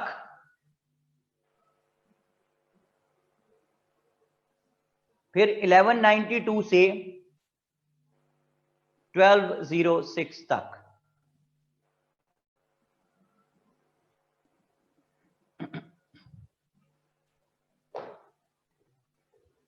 (871) से 992, 992 से 1001, 1001 से 1027, 1027 से 1192 और 1192 से 1206। Done sir. सर आपने लिखवाया इंडिपेंडेंट स्टेट बाय 871 से 1992, इसको रिपीट कर दें भाई please? एक सेकंड, पीटीआई जी, से जी। मोहब्बत आपकी अपनी जगह, पीटीआई से, लेकिन 1992 नहीं है, 992। Okay sir, 992 sorry. 1992 के वर्ल्ड कप की झलकियां देखते रहते हो ना हर वक्त तुम लोग, ठीक है? वो अलग नो बात है। Sir, not a fan of cricket. बस आपने घबराना नहीं है, ठीक है? जब भी परेशानी हो 1992 के वर्ल्ड कप की झलकियां देखें और खुश हो जाए। ओके जी सर। अच्छा जी, तो अब क्या कर रहे हैं हमने भाई? सर आपने लिखवाया इंडिपेंडेंट स्टेट बाय, मैंने यहाँ अरब तक ही प्रिंस लिखा। मंसूरा,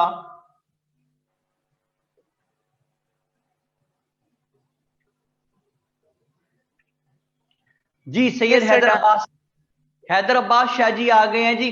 शाह जी, तंबाकू नोशी सेहत के लिए मुजिर है, सुना हुआ है ना आपने ये?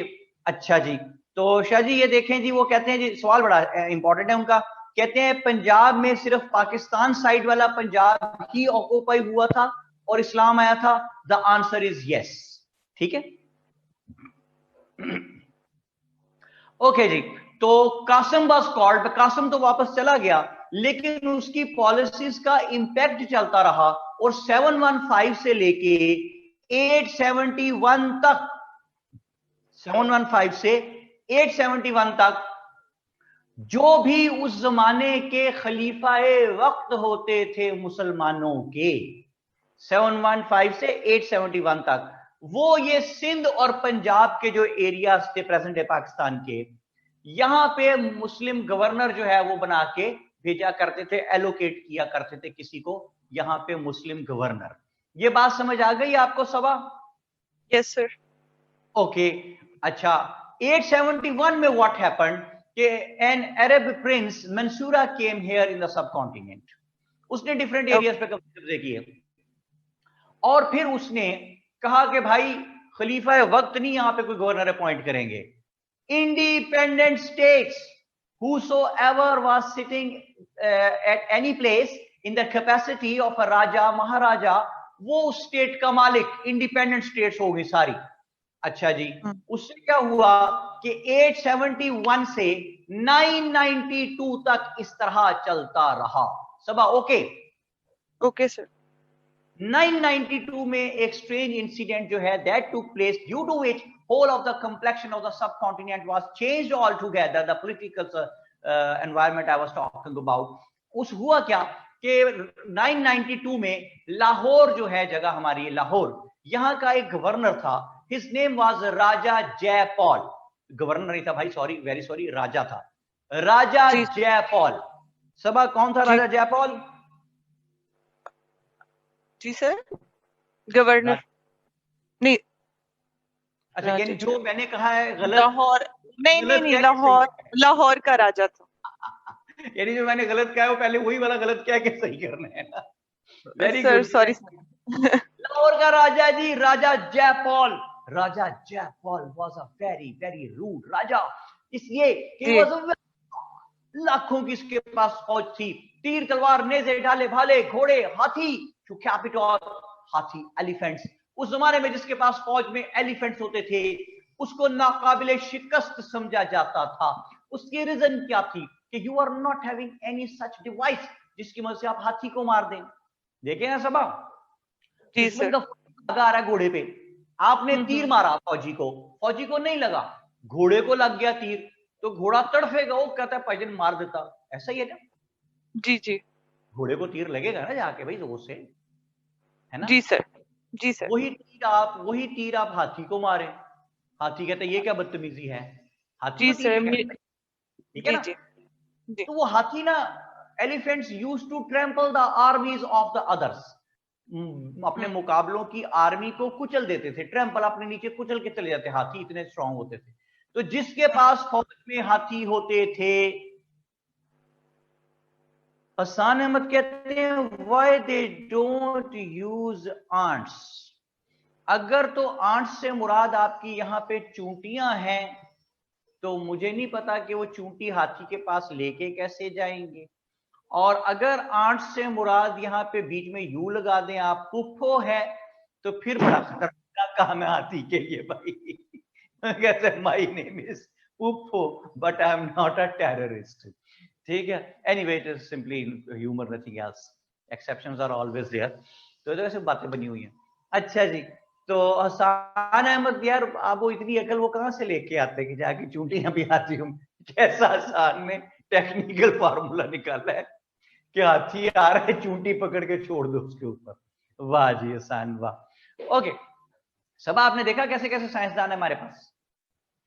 जी सर। इसे कहते हैं पाकिस्तानी तरीका, ठीक है। जी सर। तो यस सर। अमेरिकन जब स्पेस में गए, तो वहां पे जाके उन्होंने नोट करने की चीजें शुरू की, तो पता चला कि उनका वो पेन शेन जो भी लेके थे उसका काम ही नहीं करता था। तो उन्होंने कई हजार लाख डॉलर लगा के एक ऐसा पेन जनरेट किया जो ग्रेविटी के अदर देन ग्रेविटी जो है वो काम कर सके। तो when the Russians went there, तो they simply took a silicon pencil with them, तो उसे नोट करके ले आए थे। काम करने का तरीका ना। तो हमारा तरीकाकार क्या है जो हसन ने निकाला है। ओके जी, ये राजा जयपाल जो था ये बहुत रूड हो गया, क्योंकि इंग्लिश की एक फ्रेज है कि एब्सोल्यूट पावर करप्ट्स एब्सोल्यूटली। ये बात समझ आ रही है आपको सबक? जी सर। जी सर। क्योंकि एब्सोल्यूट पावर, अच्छा यहाँ पे करप्ट का मतलब वो रिश्वत लेना नहीं है, करप्ट का यहाँ पे मतलब है एरर दे जाना। जैसे आप कहते हैं यार मेरे कंप्यूटर की विंडो करप्ट हो गई है, यानी एरर दे गई है। तो एक आदमी जिस वक्त मुतलकुल अनान आमिर बन जाता है, a person when he becomes a dictator, तो फिर वो कहता है कि मैं डरता वारता किसी से नहीं हूं, और ये जितने भी लोग हैं मैं इनको सीधा करके रख दूंगा, कहता है ना वो बंदा। Obviously sir. वो यस क्यों सर, कहता गॉट इट। है? He is enjoying क्योंकि उसके पास yes yes sir absolute power enjoy कर रहा है। वो ये भूल जाते हैं कि ये वक्त उनकी रऊनत पे खाक डालेगा, वो जो बोलते हैं खुदा के लहजे में। समझ आई आपको बात? ठीक है। Yes sir, got it. चक्कर क्या है? चक्कर ये है भाई इसमें कि आपको चाहिए ये कि आप जिस वक्त पावर में हो तो आप पावर को डिल्यूट करें, और आप इस तरीके से उसको डेवोल्यूशन करके रखें कि हर चीज के एक्सपर्ट जो है वो अलग अलग बाइफरकेट करें। लेकिन सारा कुछ बंदा वो अपने हाथ में रखता है, तो फिर वो एब्सोल्यूट गलतियां करता है, करप्शन करता है, एरर दे जाता है। कैसे करता है? कहता है जी मिनहाल मिनहाल मिनहाल कह रही है जी, शेर रिपीट कर, कौन सा वाला शेर बताओ, शेर बोले, कौन सा शेर रिपीट करते हैं, आखिरी वाला कौन सा था? ये वक्त उनकी रऊनत पे खाक डालेगा, वो जो बोलते हैं खुदा के लहजे में। ठीक है जी। 17 अगस्त 1988, सॉरी 14 अगस्त 1988, जंग अखबार की हेडिंग, मैं आसानी से जाने वाला आदमी नहीं हूं, अभी 25 साल और हुकूमत करूंगा, सदरे ममलकत जनरल मोहम्मद जियाउल हक। ये हेडिंग है 14 अगस्त 1988 के अखबार की। 17 अगस्त 1988 उसी अखबार की हेडिंग, जस्ट आफ्टर 3 डेज, सदर ममलकत जियाउल हक का जहाज एक धमाके से हवा में फट के तबाह हो गया, सदर ममलकत समेत कई अहम अफराद हलाक। खुदाई दावा कैसे किया? मुतकब्बिर सिर्फ अल्लाह की जात है, तकब्बर सिर्फ अल्लाह कर सकता है, इंसान को आजिज होना चाहिए, इसके अलावा you are not having any choice, आप कर ही नहीं सकते ना। तकब्बर मुतकब्बिर सिर्फ अल्लाह की जात है। तो भाई ये मैं जनरल ज़िया के मैं खिलाफ नहीं हूं, ना मैं उसके हक में हूं, मैं किसी के खिलाफ नहीं, मैं किसी के हक में नहीं, मैं दरवेश आदमी हूं।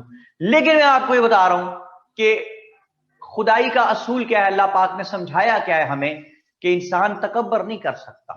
फिरौन नमरूद, क्या हशर हुआ उन लोगों का, ठीक। एनीवे, लेकिन the basic lesson of history is that man never learns from history. History का सबसे बड़ा सबक यह है कि इंसान हिस्ट्री से कुछ नहीं सीखता। राजा जयपाल ने भी कुछ नहीं जी सीखा। राजा जयपाल, सभा मेरे साथ है, इधर है? जी सर, जी sir. Okay. Raja Jaipal who was enjoying absolute power, वो बहुत ताकत में, नशे में, घमंड में था। एक दिन एक बंदा उसके पास आया और आके कहने लगा, राजा साहब। हाँ जी, सभा क्या कहते हैं? राजा साहब ना, राजा साहब, इससे असर पड़ता है जरा बात में। जी सर, राजा साहब। राजा साहब, ये जो एरिया है अफगानिस्तान में, प्रेजेंट डे अफगानिस्तान में ले गया जी मैं आपको, पाकिस्तान की सरहद से जरा बाहर। यहां ये एरिया है जी गजनी का, GHAZNI, गजनी। उसने कहा यहां पे एक मुसलमान बादशाह की हुकूमत है राजा साहब, हिज नेम इज सुबुक्तगीन। जी, बोलेंगे सुबुक्तगीन, लिखेंगे सुबिक्तिगिन, याद रख लें स्पेलिंग के लिए इसके, सुबिक्तिगिन। उसने कहा राजा साहब ये बहुत अमीर बादशाह है, हीरे जवाहरात है इसके पास, अशरफियां हैं, दिरहम हैं, अटैक कीजिए, कब्जा कर लें। आपने इतनी बड़ी फौज किस लिए पाली हुई है? तो राजा साहब ने कहा कि सिपाही, तुमने हमारा दिल खुश कर दिया, फौज तैयार करो। उसने कहा ऐसा कोई काम खुद भी किया। एक बार फौज तैयार हुई, तीर तलवार नेज़े ढाले भाले लाखों की तादाद में, और हाथी घोड़े साथ, और चल पड़ा लश्कर लेके। सभा, ये कहां जा रहा है राजा जयपाल? सर ये गजनी जा रहा है, शाबाश। सुबुक्तगीन के ऊपर अटैक करने। सुबुक्तगीन पे अटैक करने गजनी जा रहा है, शाबाश। गजनी पहुंचा क्योंकि he was in a huge power, और इसका ख्याल था कि ये आराम से लोकल्स को मारे पीटेगा जी, पकड़ के शिकस्त दे देगा उनको। लेकिन कॉन्ट्रेरी टू हिज एक्सपेक्टेशंस, उन्होंने इसको बहुत मारा भाई, बहुत मारा। जूते तो अच्छा लफ्ज नहीं है, शूज मारे जिसको, शूजो शूज कर दिया, और ये शूज खा के वहां से नहीं हुआ। कहता है चले भाई माफी दे दें। तो सुबुक्तगीन वगैरह ने कहा माफी तुम्हें किस बात की थी, तुमने अटैक किया। कहता जी ऐसे करें, मेरे से 10,000 दिरहम ले। उसने कहा चलो 2 दिरहम दो 10,000। तो कहने लगा राजा जयपाल के सरकार, आपके यहाँ गजनी अफगानिस्तान में मेरा ये ATM कार्ड चल नहीं रहा, तो मैं आपको पैसे किस तरह से दे दूं? ये बात समझ आ गई सबा? जी सर। ये लिख तो नहीं दोगी? नहीं सर। शुक्र है खुदा का। मैं कहा आप लोग सर ने कहा था हमारी जिम्मेदारी कोई नहीं, अगर आप लिख देंगे वो आपको कुछ नहीं कहेगा, पहले वो ये ढूंढेगा किस बंदे को ये बात पढ़ाई किसने है। राजा जयपाल का ATM कार्ड अफगानिस्तान में नहीं चल रहा था। अच्छा जी, बहरहाल हुआ क्या कि इसने, राजा जयपाल ने उसको कहा सुबुक्तगीन को कि आप बंदे मेरे साथ लाहौर भेजें, मैं वहां जाके आपको पेमेंट कर दूंगा। तो उसने कहा चलिए ठीक है। तो राजा जयपाल के साथ सुबुक्तगीन के बंदे चल पड़े। ये बंदे राजा जयपाल के साथ कहां आ रहे हैं सबा? लाहौर। लाहौर आ रहे हैं जी। लाहौर पहुंचे हैं जी। और ये बाबू साबू देखा हुआ है आपने सबा? बाबू साबू? नहीं सर। ये लाहौर की एंट्रेंस है मोटरवे से, ठीक है। बस ये बाबू साबू क्रॉस किया और इसने उनको चपेड़े मारनी शुरू किया बंदों को, राजा जयपाल ने सुबुक्तगीन के बंदों को। उन्हें कहने लगा कौन से पैसे, चलो भाग जाओ यहाँ से। उन्हें कहा क्या बदतमीजी है। 12 बंदे चपेड़े खा के गए जी वापस सुबुक्तगीन के पास, और जाके सुबुक्तगीन को कहने लगे कि सुबुक्तगीन साहब, आपकी वजह से हमारी भी बड़ी बेइज्जती हुई है। तो सुबुक्तगीन ने कहा कि चलो पहले तुम कौन सा यहाँ बड़े DCO लगे हुए थे, पहले तुम्हारी बेइज्जती होती है। कोई बात नहीं, सुबुक्तगीन को गुस्सा चढ़ा। अब इधर पहुंचे हैं लाहौर। राजा जयपाल लाहौर तो आ गया, बंदे भगा दिए उसने सुबुक्तगीन के। लेकिन इस कनिंग था, बड़ा क्लेवर आदमी था, इसने अंदाजा लगाया कि वो सुबुक्तगीन जिसको मैं बिट्रे करके आया हूं, अब वो रिटेलिएशन में मेरे पे अटैक करेगा। ये 992 से टाइम आगे जा रहा है जी 1001 तक, ठीक है जी सर। 992 से ऑनवर्ड्स है 1001 तक, 9 साल। अब इसने, राजा जयपाल ने सोचा कि बजाय इसके कि वो मेरे पे अटैक करे, मैं दोबारा अटैक कर देता हूं ताकि उसकी रिटेलिएशन से बच सकूं। इसने हिंदू राजे महाराजे जो और थे उनसे पैसे इकट्ठे किए कि जनाब एक मुसलमान बादशाह से जंग हो पड़ी है, मेरी मदद करें। उन्होंने मदद की थी, पैसे वैसे दिए, और जनाब इसने और तीर तलवार नेजे ढाले वाले घोड़े, हॉर्समैन, हाथी नए मंगवाए, लेके चल पड़ा दोबारा। अब कहां जा रहा है ये? गजनी। गजनी। एक बार फिर, शाबाश, एक बार फिर गजनी जा रहा है। अब के क्योंकि उनकी स्ट्रेंथ और वीकनेस से वाकिफ था, तो पता था कैसे है, तो इसलिए इसको पक्की एक्सपेक्टेशन थी कि अब ये जंग जीत जाएगा। But contrary to his expectations again, एक मरतबा उन्होंने इसको फिर बहुत मारा, और मारते मारते अब के इसको पिशावर तक ले आए। और इसने बेचारे ने तो क्या गजनी पे कब्जा करना था, उन्होंने सुबुक्तगीन ने पिशावर पे कब्जा कर लिया। ये बात समझ आ गई सबा? जी सर। और ये बार मूर्खा के शर्मिंदा नहीं हुआ। दे दें, पहले आप जो है अटैक किया, भाग गए, यहां से हमारे बंदे ले गए, उनको पैसे भी नहीं दिए, बिट्रे किया, अब फिर अटैक कर दिया। उसने कहा अच्छा चले भाईजान ऐसे करें, सुबुक्तगीन को कहा उसने, राजा जयपाल ने, क्या आप मेरे से पुराने वाले 10,000 दिरहम भी ले लें, नए वाले भी ले लें, हाथी भी और नए ले लें, और मुझे माफ कर दें। उसने फिर माफ कर दिए, वापस लाहौर आ गया। तो अब सुबुक्तगीन कहां बैठा है सबा? पिशावर में। अच्छा जी, नहीं जी, इस बैटल का कोई नाम नहीं है मिनहाल, बस ये बैटल्स हैं between Raja Jaipal and Sabuktigin. Peshawar में बैठ गया, ये लाहौर आ गया वापस, लेकिन आके हर वक्त ना ह्यूमिलिएटेड सा सड़ा पूजा बैठा रहा था। इतना बड़ा राजा, जाहो जलाल का राजा, और बादशाह जाहो जलाल का मालिक, और 2 दफा चपेड़े पड़ी हैं, मार पड़ी है, मुसीबत, बड़ा दुखी, हर वक्त परेशान सा रहता था, सड़ियल बैठा रहता था हर वक्त। एक दिन एक सिपाही आया और कहने लगा कि राजा साहब, मैं आपके लिए खुशी की खबर लाया हूं। उसने कहा, ए सिपाही, रादर ए मनहूस सूरत सिपाही, तू अपनी शक्ल के बरखिलाफ खबर कहां से लाया? तू किसी के मरने की इतला दे, तेरा क्या काम खुशी की खबर से? बहरहाल सिपाही ने कहा, राजा साहब मैं तो ये बताने आया था कि मुसलमानों का वो बहादुर बादशाह सुबुक्तगीन, जो 2 मरतबा आपको शिकस्त दे चुका, जो आपको 2 मरतबा ह्यूमिलिएट कर चुका, वो पिशावर में नहीं है। किसी 1.5-2 साल, उस जमाने में लोग ना एडवेंचर पे निकल जाते, तो 1.5-2 साल के किसी एडवेंचर पे कहीं जंग लड़ने निकल गया है। Raja sahab, it's a golden opportunity, attack करें पिशावर पे, और पिशावर रिकैप्चर करें, और अपना long awaited dream to capture Ghazni वो भी पूरा कर लें, क्योंकि सुबुक्तगीन तो वहां पे है ही नहीं। सवा बात समझ आई आप? जी सर। सवा बेटी से लेंगे जी इजाजत और चलेंगे आगा साहब के पास, जो पहले कह रहे थे कि जनाब, नहीं सॉरी, हसन के पास जाना है, उसका काम को। सवा बेटी, thank you very much, nice talking you, God bless you, जीती रहो, सलामत रहो। अस्सलाम वालेकुम सर। और नहीं भाई, बड़ी डिस्टॉर्शन आपके माइक पर, पंखा बंद कर दें हसन साहब।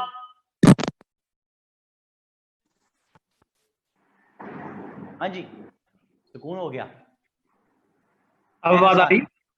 जी सर, क्लियर आ रही, बिल्कुल, शाबाश। हसन कैसा है भाई? अल्हम्दुलिल्लाह sir. Seem to be a very decent guy Hasan, बहुत माशाल्लाह, आप डिसेंट पर्सनैलिटी आपकी डीपी में नजर आ रही है जो। तो भाई ये गर्ल्स का तो चलो जस्टिफाइड होता है, वो तो हमारी बेटियां अपनी नहीं लगाती डीपी, ये बॉयज है वो तो डीपी लगाया करो यार, पता तो चले बंदा किससे बात कर रहा है। ठीक है, वो अब देखे ना, जाजेब खान साहब ने लगाई है कि पैराशूट से कोई बंदा छलांग मार रहा है। अब अगर ये जाजेब खान साहब खुद हैं तो बड़ा अप्रिशिएबल है जी, पता नहीं क्या सिलसिला, ये कितना कैसे कर रहे हैं ये, इनसे भी बात किसी दिन करेंगे हम। ठीक है, तो हसन कहाँ है, लाहौर में है? नहीं सर, मैं चकवाल में। चकवाल में? जी सर। वो जो मैंने यूकेसी आपको कहा था? जी जी sir, United Kingdom of Chakwal. Okay, नहीं मेन चकवाल में, उसके गिरदोनवा में है कहीं? सर चकवाल के तहसील तलागंग। तहसील तलागंग? तलागंग में होते हैं आप? अच्छा अच्छा, तलागंग में तो किस जगह, कचहरी के पास होते हैं? सर राउंड अबाउट उसके करीब ही। कचहरी से जरा आगे जाए तो राउंड अबाउट आता है ना? जी सर, कचहरी से थोड़ा सा आगे जाके राइट हैंड पे। हाँ बिल्कुल ठीक बात है। आप ये देखिए, मैं कहां कहां तक पहुंचा हूँ पाकिस्तान में। सर आप नहीं पहुंचेंगे तो कौन पहुंचेगा? मुझे आप ये बताएं, आप चकवाल क्यों कह रहे हैं अपने एरिया को, तलागंग क्यों नहीं कहते आप? सर एक्चुअली काफी दफा ये फेस करना पड़ता है कि कई लोग तलगंग को नहीं जानते होते, तो दैट्स व्हाई जिला को ज्यादा जानते होते हैं, तो इसलिए चकवाल का इंट्रोड्यूस कराया जाता है। अच्छा अच्छा, चले, that's great, that's great. Hasan, बहुत खुशी हुई। तलागंग से मेरा एक खसूसी ताल्लुक है, मैं इंशाल्लाह आई विल लेट यू नो। तो बड़ी मुझे मोहब्बत है उस एरिया से, तलागंग के, और I will let you know. Okay जी। हालांकि मैं तो बेसिकली लाहौर को भाई, हमेशा से लाहौर में रहा हूँ। तो तलागंग से आप हैं, और तालीम कहाँ से जी आपकी हसन? सर मेरी यूरी टेक्सला से इलेक्ट्रिकल इंजीनियरिंग है। मैंने ऑलमोस्ट 2.5 साल जॉब की है and then I started CSS. Job कहाँ की बेटे? सर मैंने हुआवे में। Very good. तो ये तो इलेक्ट्रिकल इंजीनियरिंग करके इलेक्ट्रॉनिक्स की तरफ चल पड़े आप? नहीं सर, मैं इलेक्ट्रिकल करके टेलीकॉम की तरफ चल पड़ा।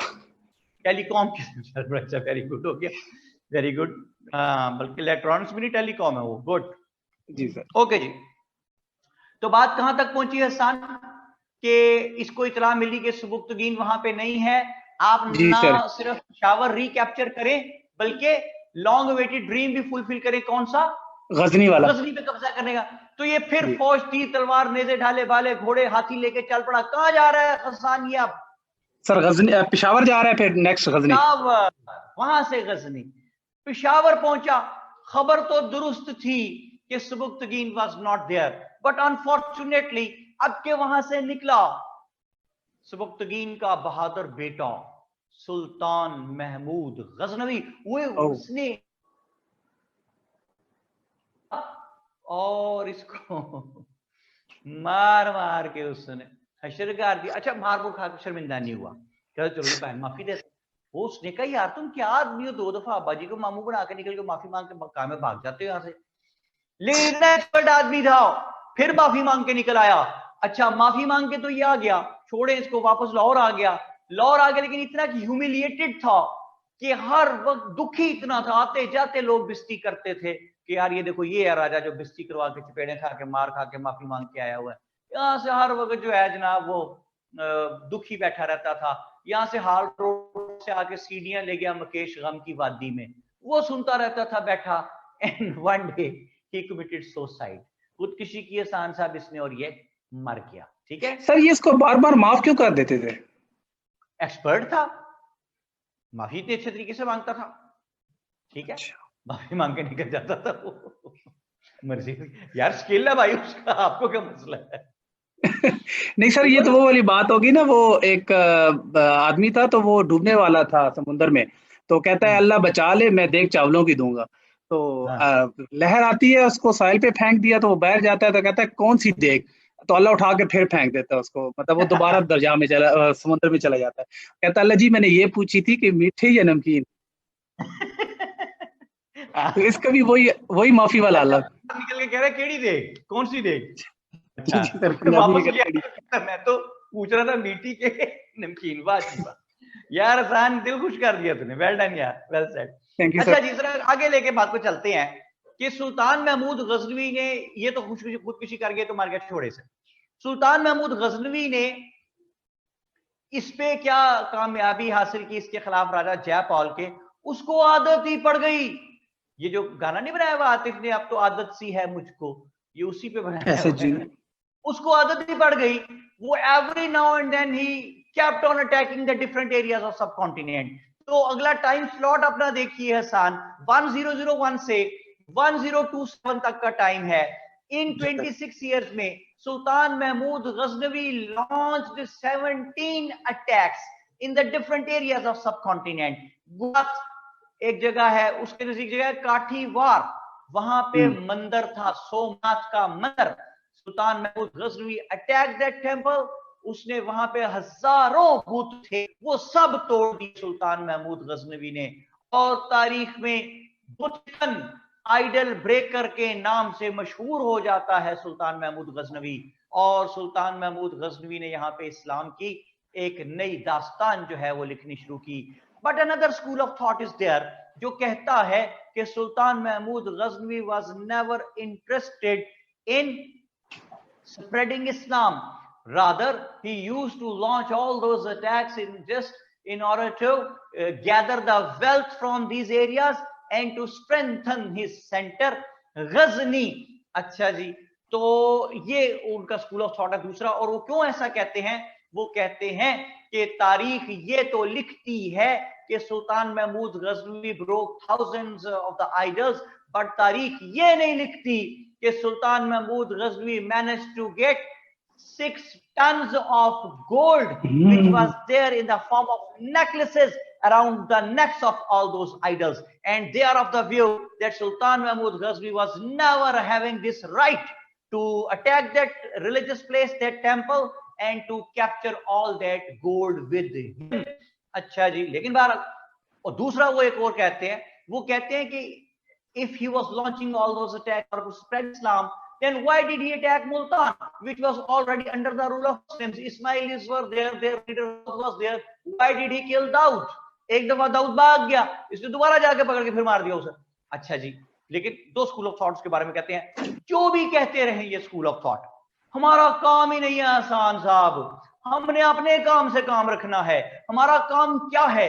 हमारा काम ये है कि just have a close eye on those particular incidents of the history which can be related with the ideology of Pakistan in the later stages of the political history of the subcontinent.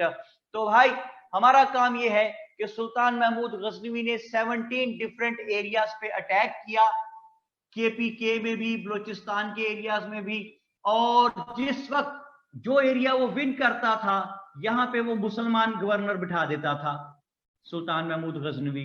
उसको साहब attack करने की इतनी आदत हो गई थी सुल्तान महमूद गजनवी को कि घर से दही लेने जाता था तो किसी जगह तो 2-3 इलाके, 2-3 महल्ले फतह करके आ जाता। अम्मी कहती थी बेटे देर होगी, कहता जी अटैक करने चला गया था कहीं। अच्छा सर इसमें यहाँ पे एक सेकंड, सॉरी एहसान, एक सेकंड रुक जाओ बेटे, ज़हन में रखना, अभी बात करना।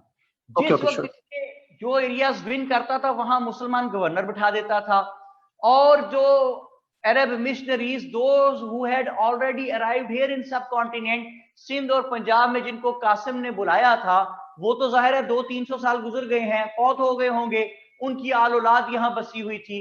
When they came to know कि these areas are also under the rule of Muslims, Muslim governor बैठा है, तो they started visiting those areas and started preaching Islam there, और इस्लाम की प्रीचिंग यहाँ पे करने लगे, जिसकी वजह से areas of present day KPK and Balochistan also became the Muslim majority areas। तो मैं ये कहता हूं कि सिंध और पाकिस्तान के 4 सूबे, सिंध और पंजाब, केपीके एंड बलोचिस्तान, सिंध और पंजाब में इस्लाम आ गया due to the valuable efforts made by Sultan Muhammad बिन कासिम। सिंध और पंजाब में आसान, ठीक बात है जी सर। और केपीके में आ गया due to the impact of सुल्तान महमूद, ठीक हो गया। यहां तक हमने ये बात 1027 तक लाकर रोकी, और जहां पे बात हमने रोकी है वहां पे हमने देखा कि जो प्रेजेंट डे पाकिस्तान है उसके एरिया सिंध और पंजाब में इस्लाम आ चुका, majority number of people Muslims हो चुके due to the impacts of the policies of Qasim, और इधर इस्लाम आ चुका केपीके और बलोचिस्तान में due to the impacts of the policies of सुल्तान महमूद गजनवी। अच्छा, तो मैं ये कहता हूं कि आगे जब चलते हैं सिलेबस में, तो आप सेकंड थर्ड लास्ट एक टॉपिक आपके पास लिखा हुआ है इसी में, ideology of Pakistan in historical perspective में, कि ideology of Pakistan in the light of speeches of Jinnah and Iqbal. तो सिर्फ सुने मेरी बात ध्यान से कि जिन्ना एक जगह कहते हैं कि by all canons of international law Muslims are a nation, कहते हैं Hindus and Muslims are 2 different nations, एक जगह कहते हैं Hindus and Muslims are 2 separate nations। जिन्ना एक जगह कहते हैं कि we did not demand Pakistan for the sake of peace of our land only, we wanted to have a laboratory where we could experiment the Islamic principles। एक जगह जिन्ना कहते हैं कि why we demanded Pakistan, was it due to the narrow-mindedness of the Hindus? No. Was it due to the cunning approach of the Britishers? No. We demanded Pakistan because the fundamental demand of our religion Islam to have a separate homeland। Iqbal कहते हैं कि the north western present day Pakistan and north eastern present day Bangladesh should be consolidated to form independent states within or without the British rule of British Empire.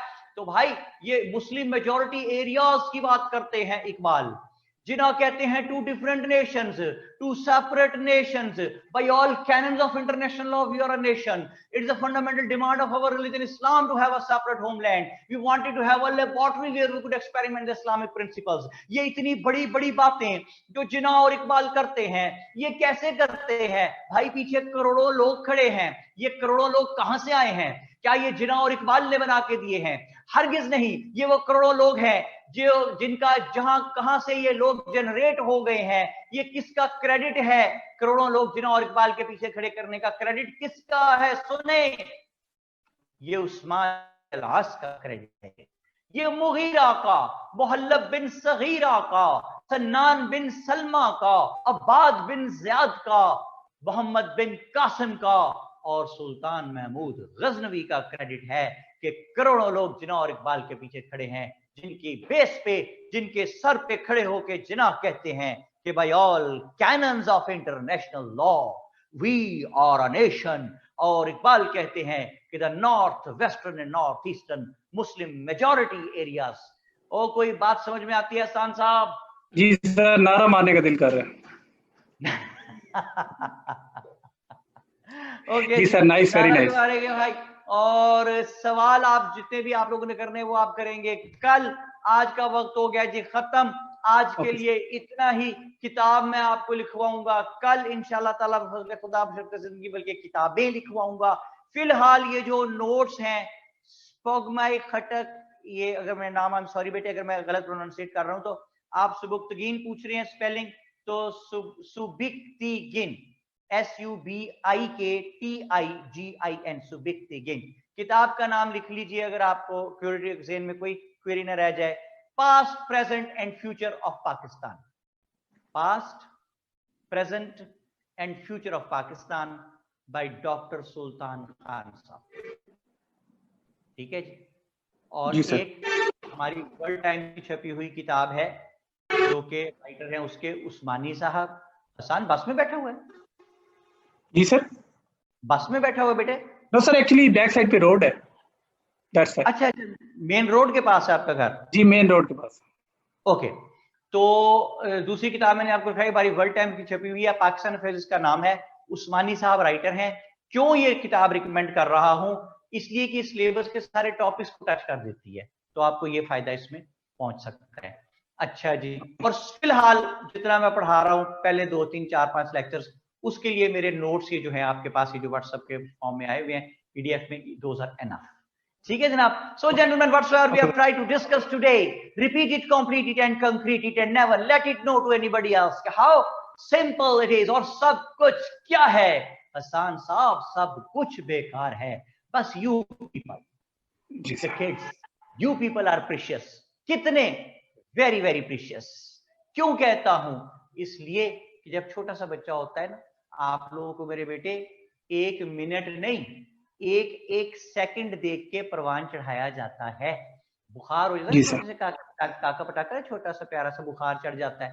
सारी रात माँ बाप इर्द गिर्द बैठे रहते हैं, माथे पे हाथ रख रख के उसके एक दूसरे को तसल्ली देते रहते हैं, अब कम गर्म लग रहा है, बुखार उतर रहा है इसका. इस तरह मेरे बेटे आप लोगों को परवान चढ़ाया जाता है. You are very very precious. Always try to take great care of yourselves. You are very precious. All try to become what? The best possible sons or daughters of your parents. कि इसके अलावा ना दुनिया में ना आखिरत में कामयाबी का और कोई रास्ता नहीं है. और अगर कोई रास्ता है भी, एटलीस्ट तो वो मुझे पता नहीं है. See you all next time. Keep flying and enjoying it. Salman Kazmi signing off. Thank you very much. Thank you, sir. Thank you.